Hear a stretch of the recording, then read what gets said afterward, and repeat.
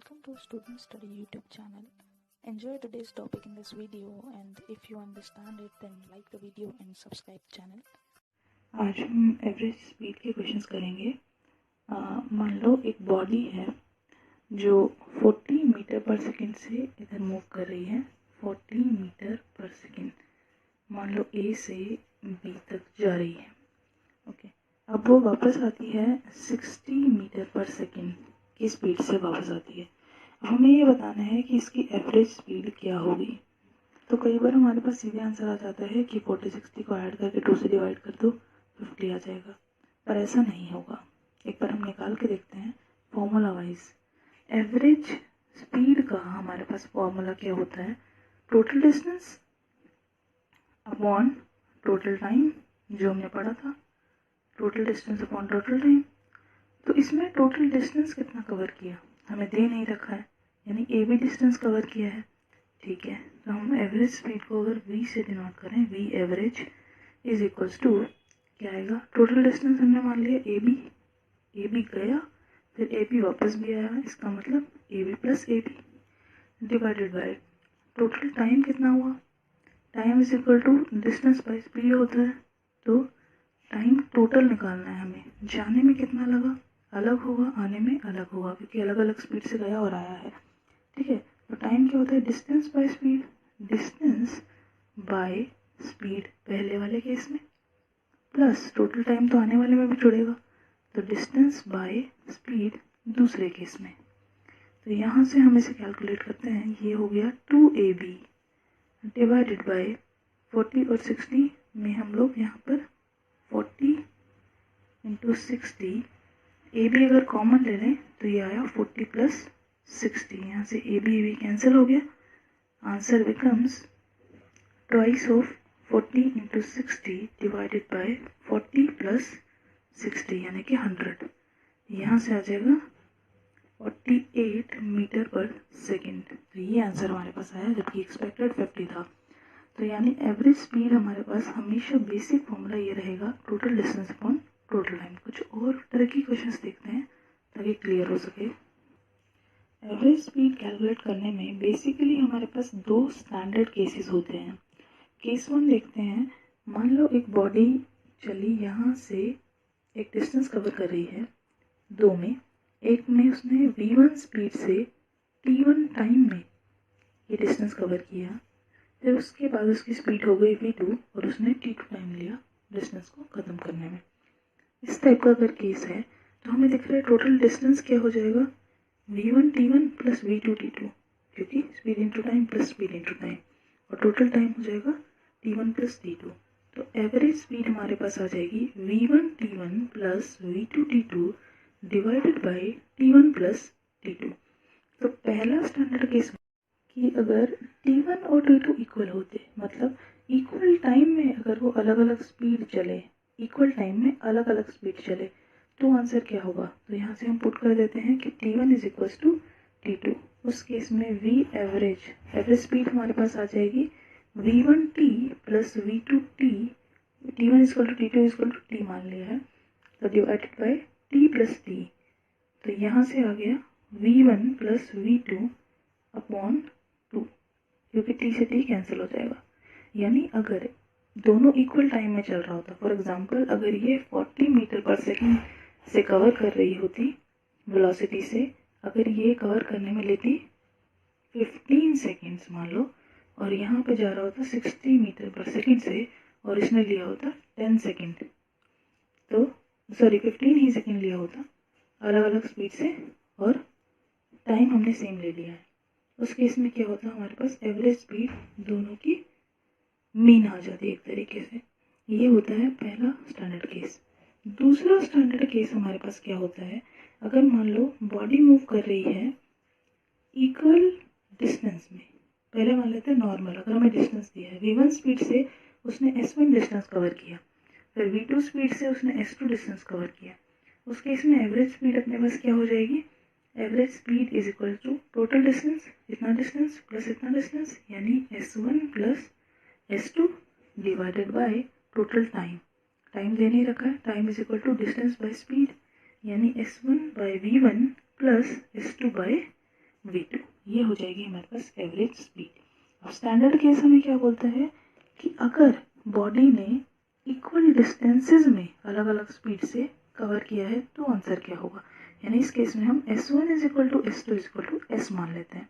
तो हमारे पास क्या आ जाएगी एवरेज स्पीड, यहाँ से s प्लस s ये 2s बन जाएगा divided by s by v1 plus s by v2।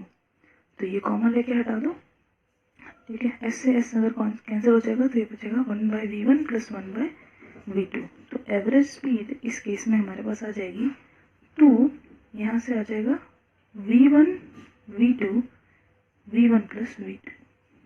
इस तरीके से आंसर आ जाएगा हमारे पास। तो ये है स्टैंडर्ड केस 2 का आंसर और ये है स्टैंडर्ड केस 1 का आंसर। बेसिकली क्या है, कंपाइल करते हैं इन्हें। बेसिकली ये है हमारे पास केस 1 में अगर वो v1 स्पीड t टाइम में कवर करता है और आगे v2 स्पीड से भी t टाइम में ही कवर कर लेता है तो उस केस में एवरेज स्पीड होती है v1 प्लस v2 बाय 2, जो भी हमने निकाला है। सेम अगर वो v1 स्पीड से s डिस्टेंस कवर करता है और अगेन v2 स्पीड से भी s डिस्टेंस कवर करता है तो एवरेज स्पीड होती है 2v1 v2 upon v1 plus v2। हमने बात की है सेम डिस्टेंस और सेम टाइम की। तो ये फॉर्मूलाज हमें ध्यान रखने हैं। अगर नहीं भी रखेंगे तो क्वेश्चन तो हो जाएगा पर वो टाइम लेगा, ठीक है। क्वेश्चन देखते हैं अब। ये क्वेश्चन है हमारे पास जो दोनों केसेस को कंबाइन करता है। क्वेश्चन देखिए कैसा है, एक बॉडी ए से बी तक मूव कर रही है। अगर वो ए से सी तक s/2 डिस्टेंस कवर करती है और सी से बी तक s/2 डिस्टेंस कवर कर रही है, यानी इक्वल डिस्टेंस है। उसके अलावा ए से सी तक जाने में वो 4 मीटर पर सेकेंड लेती है, इस वेलोसिटी से चलती है। सी से डी तक वो टी टाइम में ही चल पड़ती है 2 मीटर पर सेकेंड से, और डी से बी तक भी टी टाइम में कवर करती है पर स्पीड होती है 8 मीटर पर सेकेंड। अब ध्यान से देखो, हमारे पास दोनों केसेस है, इक्वल डिस्टेंस वाले भी और इक्वल टाइम वाले भी। तो पहले छोटा वाला केस लेते हैं, इतना पोर्शन खत्म करते हैं, फिर टोटल खत्म करेंगे। हमें पता है कि सी से बी तक जाने में उसने टी टाइम में ही 2 मीटर पर सेकेंड लिया है, टी टाइम में ही 8 मीटर पर सेकेंड लिया है। हमें ये बात मालूम है कि अगर सेम टाइम से चलते हैं तो वेलोसिटीज क्या होती है, इस केस की average velocity v average of C to B वाले में एवरेज वेलोसिटी कितनी हो जाएगी हमारे पास, v1 प्लस v2 बाय 2, यानी ये वाली स्पीड प्लस ये वाली स्पीड बाय 2। तो 8 plus 2 by 2 that is 5 metre पर सेकेंड। तो यानी यहाँ से यहाँ तक की वेलोसिटी आ गई हमारे पास 5 मीटर पर सेकेंड। अब हमारे पास केस क्या बन गया कि s/2 कवर करती है 4 मीटर पर सेकेंड से, बाकी का s/2 कवर करती है 5 मीटर पर सेकेंड से। हमें पता है जब सेम डिस्टेंस कवर करती है तो v एवरेज क्या होती है, टोटल एवरेज निकल रही है a से b तक की, एवरेज होती है twice of v1 v2 bye v1 plus v2। इसका मतलब ट्वाइस ऑफ v1 है हमारे पास 4 मीटर पर सेकेंड इंटू v2 है 5 डिवाइडेड बाय 4 प्लस 5। तो यहाँ से हमारे पास आंसर आ जाएगा, ये 9 बन जाएगा, 2 into 4 into 5 by 9 which is equal to 40 by 9 metre पर सेकेंड। ये हमारे पास आंसर हो जाएगा। इसे हम लोग अगर चाहें तो स्टैंडर्ड भी निकाल सकते हैं बिना फॉर्मूले के, लेकिन उससे बहुत लेंथी पड़ जाएगा। हम लोग यहाँ से अलग से मान के निकालेंगे, x डिस्टेंस ले लेंगे इसे, तो इसे x माइनस s/2 ले सकते हैं। उसके बाद इसे सॉल्व करेंगे, फिर इसे सॉल्व करेंगे और टोटल हमारे पास निकल के आएगा। या फिर आप ले सकते हैं कि टोटल डिस्टेंस कितना हो जाएगा, distance is equal to speed into time, यानी 2t plus 8t is equal to s/2। तो 10t हमारे पास s/2 उस केस में निकल के आएगा। तो यहाँ से हम लोग पहली इक्वेशन सॉल्व करेंगे और इधर से दूसरी इक्वेशन सॉल्व करेंगे। ये भी आप करके देख सकते हैं, उसमें बस थोड़ा टाइम लगेगा और अगर स्टैंडर्ड फॉर्मूलाज आपको पता होंगे तो इजीली क्वेश्चन सॉल्व हो जाएगा। वेलोसिटी के बाद हमारे पास आता है एक्सेलरेशन। एक्सेलरेशन हम जानते हैं क्या होता है, rate of change of velocity with respect to time. Acceleration एक वेक्टर क्वांटिटी होती है क्योंकि वो डायरेक्शन पर डिपेंड करती है और उसकी डायरेक्शन वही होती है जो वेलोसिटी की डायरेक्शन हमारे पास होगी। हम देखते हैं एवरेज एक्सेलरेशन। एवरेज वेलोसिटी हम देख चुके हैं, अब एवरेज एक्सेलरेशन देख रहे हैं। जैसे एवरेज वेलोसिटी होता है rate of change of displacement upon time या total displacement upon total time, similarly acceleration होता है total rate of change of velocity with respect to time, change in time. यहाँ क्योंकि ये वेक्टर है इसलिए वेलोसिटी वेक्टर आएगा। तो वेलोसिटी वेक्टर का बेसिकली मतलब होता है कि v2 minus v1 vector divided by t2 minus t1 time interval. जैसे एक एग्जांपल देखते हैं, मान लो एक बॉडी सर्कल में रोटेट कर रही है इस तरीके से, और इस पॉइंट से वो इस पॉइंट पर जा रही है, ए से बी पर अगर वो जा रही है, तो देखो जब वो ए से मूव करेगी, हमने इस तरीके से सर्कुलर में एवरेज वेलोसिटी भी कैलकुलेट की थी डिस्प्लेसमेंट की हेल्प से। अब हम कैलकुलेट कर रहे हैं एवरेज एक्सेलरेशन, जिसके लिए हमें वेलोसिटी की नीड होगी।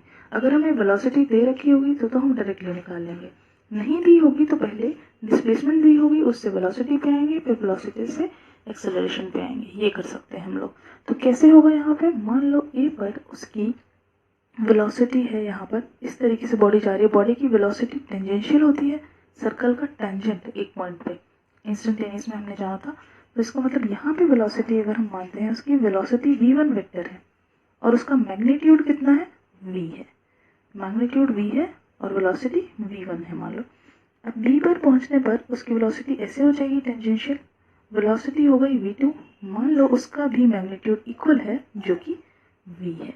अब ऐसा नहीं होगा कि v1 माइनस v2 में v माइनस v जीरो हो जाएगा, नहीं, उसका मैग्नीट्यूड जीरो हो रहा है लेकिन उसका डायरेक्शन अलग अलग है। तो डायरेक्शन के बेसिस पे हमेशा वेक्टर ऐड होते हैं, ये नहीं कि सीधा ही ऐड कर दिया हमेशा, ठीक है। उसके बाद अब हमें क्या करना है, ये हमें निकालना है एक्सेलरेशन। मान लेते हैं सर्कल का रेडियस r है, ओके।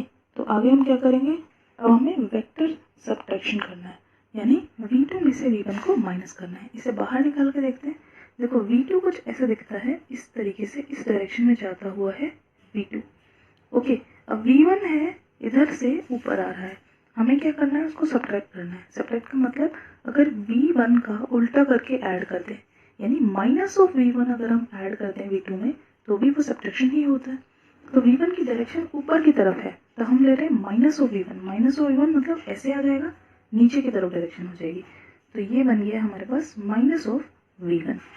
हमें ये पता होना चाहिए वेक्टर एडिशन से कि जब भी एक पैरेललोग्राम बनता है तो वेक्टर बीच में हमारे पास क्या आता है, ये वाला और ये वाला इज इक्वल्स टू ऐसे आता है।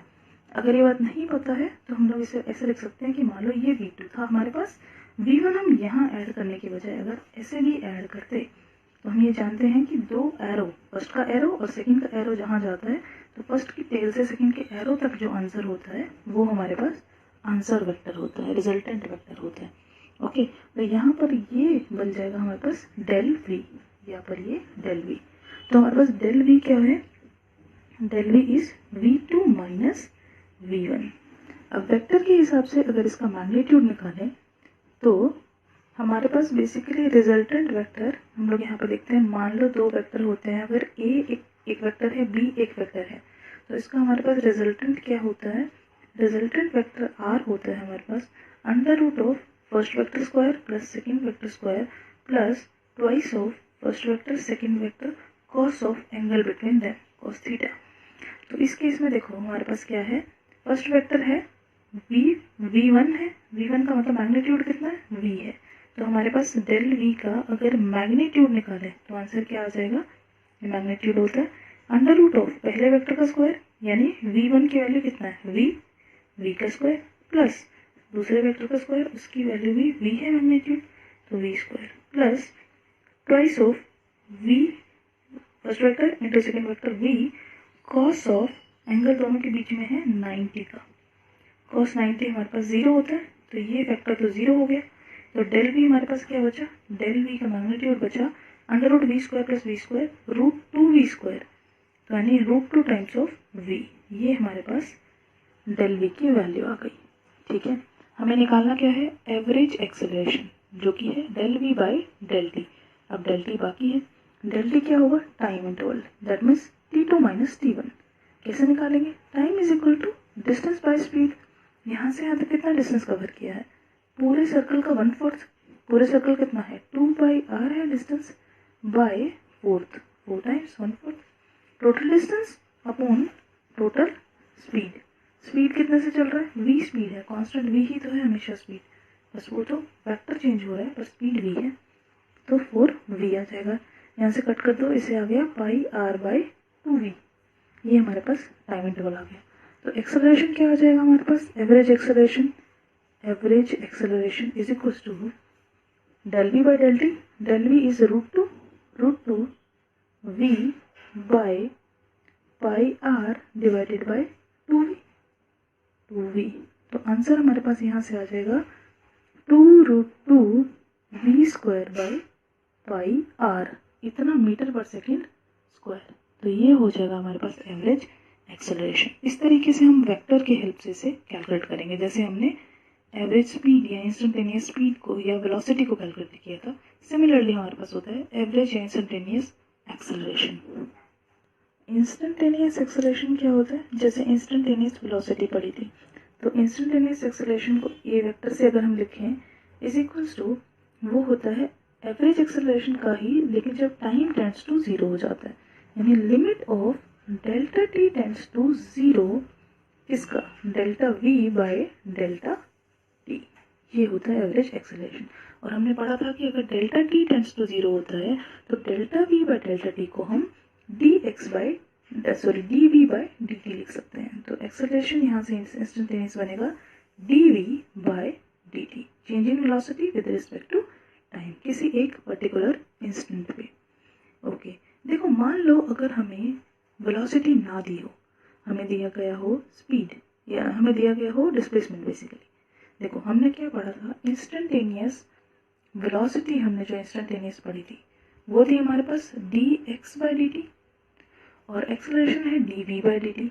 अगर हम v को ये पुट करें तो हमारे पास एक्सेलरेशन आएगा d by D t of v की वैल्यू पुट की d x by D t.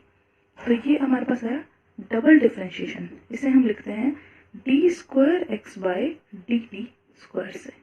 तो यानी अगर हम डिस्प्लेसमेंट की फॉर्म में बात करें तो एक्सेलरेशन की वैल्यू होती है D square x by D T square. Double differentiation of displacement is called acceleration, या फिर single derivative of velocity is called acceleration। अगर हम वन डायमेंशन में बात करेंगे तो हमारे पास सीधे सीधे रिजल्ट यही आ जाएगा, क्योंकि सिर्फ एक्स डायरेक्शन में है।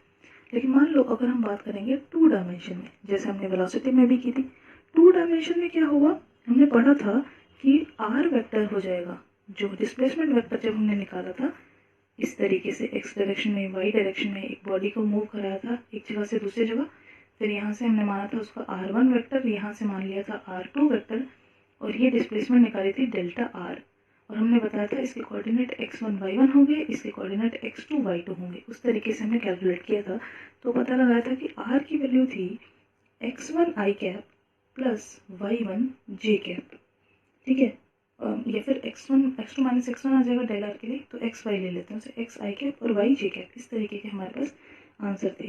तो उस केस में हमारे पास वेलोसिटी कितनी आई थी, वेलोसिटी आई थी x की अलग हो गई थी, y की अलग हो गई थी, यानी dx i cap dx by D T I cap plus dy by D T j cap, इस तरीके से वेलोसिटी आई थी। तो सिमिलरली एक्सेलरेशन कैसे आएगा, एक्सेलरेशन क्या होता है, D we by D T होता है हमारे पास, तो वेलोसिटी में अलग अलग हमें डिफरेंशिएट करना होगा, या फिर डिस्प्लेसमेंट की फॉर्म में क्या होता है, double displacement, double derivative of displacement. तो अगर हम डबल डेरिवेटिव लें तो हमारे पास आएगा d square x by D T square of i cap x direction में plus d square y by D T square j cap y direction में। ठीक है, एक्स डायरेक्शन और वाई डायरेक्शन आ गया है, तो एक्स और वाई 90 डिग्री होते हैं, तो वेक्टर एडिशन में ए की वैल्यू हमारे पास आ जाएगी x I cap plus A Y J cap, ये आंसर आ जाएगा। दोनों डायरेक्शन में अलग अलग एडिशन होगा, पर एक्स और वाई के बीच में 90 डिग्री का एंगल होता है, और हम जानते हैं वेक्टर का मैग्नीट्यूड क्या होता है, अंडर रूट पहला वेक्टर स्क्वायर प्लस दूसरा vector square plus twice of first vector into second vector into cos of angle between them. Cos 90 0 हो जाएगा, तो हमारे पास एक्सेलरेशन का मैग्नीट्यूड क्या हो जाएगा, under root of A X square plus A Y square, जैसे वेलोसिटी में होता था। सेम प्रोसीजर है, एक्स और वाई को हम अलग अलग करते चलेंगे, ये हो जाएगा हमारे पास इंस्टेंटेनियस एक्सेलरेशन। अभी क्वेश्चन है हमारे पास, जिससे हमने अब तक जितना सीखा है सब इजीली फिर से रिवाइव हो जाएगा, क्लियर हो जाएगा। क्वेश्चन देखिए क्या है, trajectory of a body is, यानी एक पाथ, बॉडी का पाथ कैसे चल रही है बॉडी, वो हमें गिवन है x is equal to T cube minus 6t square plus 9t, मतलब हमें डिस्प्लेसमेंट गिवन है in the form of time या डिस्टेंस बोल सकते हैं, यानी ट्राजेक्टरी। एक्स एक्सिस पर वो टाइम के रिस्पेक्ट में कैसे चल रही है। ठीक है, वन डायमेंशन मोशन की बात हो रही है, सिर्फ एक्स में चल रही है और टी टाइम लगा के चल रही है। ठीक है, हमें क्या क्या निकालना है, find velocity and acceleration at any time T. किसी भी टाइम टी पे बताइए वेलोसिटी क्या होगी और एक्सेलरेशन क्या होगा। ओके, सेकेंड हमें बताना है time at which velocity is equal to zero. कहाँ पर वेलोसिटी जीरो हो जाएगी वो टाइम बताना है, और कहाँ पर एक्सेलरेशन जीरो हो जाएगी वो टाइम भी बताना है। फाइनली हमें फाइंड आउट करना है time interval when v is equal to positive and v is equal to negative. Velocity positive कहाँ कहाँ होती है और नेगेटिव कहाँ कहाँ होती है, ये हमें पता करना है। देखो, इस क्वेश्चन का सोल्यूशन जब हम करेंगे तो सबसे पहले हमें फर्स्ट पार्ट देख रहे हैं। फर्स्ट पार्ट में क्या है, हमें निकालनी है वेलोसिटी और एक्सेलरेशन किसी भी टाइम t पे। हमें गिवन है x is equal to T cube minus 6t square plus 9t। Okay, हमें निकालना है सबसे पहले वेलोसिटी। हम जानते हैं कि वेलोसिटी होती क्या है formula wise, change in displacement with respect to time, यानी हमें इसका डिफरेंशिएशन करना है। डिफरेंशिएशन हमें पता होना चाहिए कैसे करते हैं, नहीं तो स्टैंडर्ड फॉर्मूला कैसे होता है डिफरेंशिएशन का, x to the power n अगर होता है dx बाई dn करें हम, या यहाँ पे हम dt कर रहे हैं तो t रिस्पेक्ट में, जिसके भी रिस्पेक्ट में कर रहे होते हैं, पावर हमारे पास आगे आ जाती है, पावर आगे और x की पावर में से एक माइनस हो जाता है। ये स्टैंडर्ड डिफरेंशिएशन का फॉर्मूला होता है। तो हम v को डिफरेंशिएट करते हैं तो 3 आगे आ जाएगा, t स्क्वायर बन गया, एक माइनस हो गया, माइनस ऑफ 6 तो था ही, 2 आगे आ जाएगा, 12 हो जाएगा, 12 t स्क्वायर में से 1 हो गया, t बच गया, प्लस 9, सिर्फ 9 बचेगा क्योंकि 1 आगे आ जाएगा और t की पावर 0 हो जाएगी जो कि 1 होता है। तो ये हमारे पास हो जाएगी किसी भी टाइम पे वेलोसिटी। ये आंसर हमारे पास आ चुका है। सिमिलरली एक्सेलरेशन क्या होता है, एक्सेलरेशन होता है, हम लिख सकते हैं D square x by D T square, यानी एक्स वाले को 2 बार डिफ्रेंशिएट करो, या फिर D we by D T भी लिख सकते हैं, एक ही बात है। किसी एक बार करके फिर से करो तो D square x by D T square होगा, या फिर सीधे सीधे D we by D T करोगे तो इसका डिफ्रेंशिएशन करना होगा। तो हम करते हैं, फिर से वही हो जाएगा, 3 2 जा 6, टी की पावर 1 हो जाएगी, माइनस 12, टी की पावर 1 आगे आ जाएगी, 3 टू द पावर 0 तो 12 बच गया, प्लस 9 में x की पावर 0 है तो 0 आगे आते ही सब 0 हो जाएगा। तो हमारे पास 60 माइनस 12, ये आ गया हमारे पास एक्सेलरेशन। ओके, अब चलते हैं सेकेंड पार्ट की ओर। सेकेंड पार्ट में है टाइम बताना है जहाँ पर वेलोसिटी 0 हो जाए। इसे सेकेंड पार्ट कर दूँ अगर, अब मुझे टाइम बताना है जहाँ पर वेलोसिटी 0 हो जाए, तो इससे मेरे को 0 पुट करना है, सिंपल। तो ये क्वाड्रेटिक इक्वेशन बन जाएगी। क्या क्वाड्रेटिक इक्वेशन बन जाएगी, देखते हैं यहाँ से। देखो, इसमें 3 कॉमन लेके कैंसिल हो जाएगा तो बचेगा T square minus 4t plus 3 is equal to 0। इसके फैक्टर कर लेते हैं हम, सम इज -4, प्रोडक्ट इज +3, तो फैक्टर बन जाएंगे -3 - 1, तो इट बिकम्स t - 1 और t - 3 इक्वल्स 0। तो यहाँ पे टाइम की वैल्यू हमारे पास क्या आई, 1,3, यानी जब t इक्वल टू 1 सेकेंड होगा तब भी वेलोसिटी 0 हो जाएगी, और t इक्वल टू 3 सेकेंड होगा तब भी वेलोसिटी 0 हो जाएगी। तो सेकेंड पार्ट का एक आंसर आ गया है हमारे पास, वेलोसिटी 0 कब कब होगी। सिमिलरली एक्सेलरेशन 0 कब कब होगा, एक्सेलरेशन हम जानते हैं किसी भी टाइम इंटरवल के लिए इतना निकाला है हमने, शुड बी इक्वल टू 0। तो यहाँ से 60 इज इक्वल टू 12, तो t is equal to 2 second आ जाएगा हमारे पास। तो 2 सेकेंड्स पर हमारे पास एक्सेलरेशन 0 होगा और 1 और 3 पे वेलोसिटी 0 होगी। तो सेकेंड पार्ट भी कंप्लीट होता है। अब फाइनल पार्ट देखना है हमें, जो थोड़ा सा डिफिकल्ट जा सकता है पर उसे समझना बहुत इंपॉर्टेंट है। क्या बोला उसने कि टाइम इंटरवल बताओ जब वेलोसिटी पॉजिटिव होगी और वेलोसिटी नेगेटिव होगी। ठीक है, यही को फाइंड आउट करने के लिए हमने पहले आंसर्स यहाँ पे लिख के रख लिए हैं, ये क्या क्या थे। अभी हमें फाइंड आउट करना है कि वेलोसिटी पॉजिटिव कब होगी और नेगेटिव कब होगी। देखो, वेलोसिटी चेंज कब करती है, जब वो 0 हो, यानी मान लो अगर पहले पॉजिटिव थी उसके बाद 0 होगी तभी तो नेगेटिव होगी, या फिर पहले नेगेटिव थी बाद में 0 हुई फिर पॉजिटिव होगी, यानी 0 ही वो पॉइंट है जहाँ पर वो अपने आप को चेंज करती है। हम वैसे फाइंड आउट कर चुके हैं, 0 1 और 3 पे हुई। हमने कैसे फाइंड आउट किया था कि v की वैल्यू हमने निकाली थी 3t square minus 12t plus 9, इसे कॉमन लेके हमारे पास आ गया था t square minus 4t plus 3। अब सबसे पहले हम देखना चाहते हैं पॉजिटिव, तो यानी ये टर्म ग्रेटर देन 0 देखना चाहते हैं, हम वेलोसिटी को पॉजिटिव देखना चाहते हैं। जिसके फैक्टर हमने किए थे जो कि थे t - 1 और t - 3, तो शुड बी ग्रेटर देन 0 हो। तो यानी ये अपने कहाँ चेंज कर सकते हैं, 1 और 3 पे। तो नंबर लाइन पे देखते हैं, ये 1 है, ये 3 है। अगर 3 से कुछ भी बड़ा नंबर होगा तो ये टर्म पॉजिटिव होगी, ये भी पॉजिटिव, तो आंसर पॉजिटिव होगा। 3 से अगर टर्म 1 और 3 के बीच में होगा तो ये टर्म नेगेटिव होगी, ये पॉजिटिव होगी, तो आंसर बिकम नेगेटिव। और अगर 1 से भी छोटा होगा तो ये भी नेगेटिव, ये भी नेगेटिव, आंसर बिकम पॉजिटिव। ये हम दूसरे तरीके से निकाल सकते हैं कि ये दोनों जब नेगेटिव होंगे तब वो ग्रेटर देन 0 होगा, या दोनों पॉजिटिव होंगे तब ग्रेटर देन 0 होगा। अब हम पॉजिटिव ले रहे हैं तो यानी पहले ये केस और ये केस चाहिए। इसका मतलब velocity should be less than 1 and velocity should be greater than 3। इस केस में वेलोसिटी हमारे पास पॉजिटिव होगी। ऐसे ही नेगेटिव कब होगी, नेगेटिव होगी इस केस में, यानी जब वो 1 से 3 के बीच में लाई कर रही है, ये इंटरवल हो जाएगा वेलोसिटी के नेगेटिव होने का। तो इस तरीके से हम इस टाइप के क्वेश्चंस को फाइंड आउट कर सकते हैं। आज के लिए इतना ही। Thank you very much.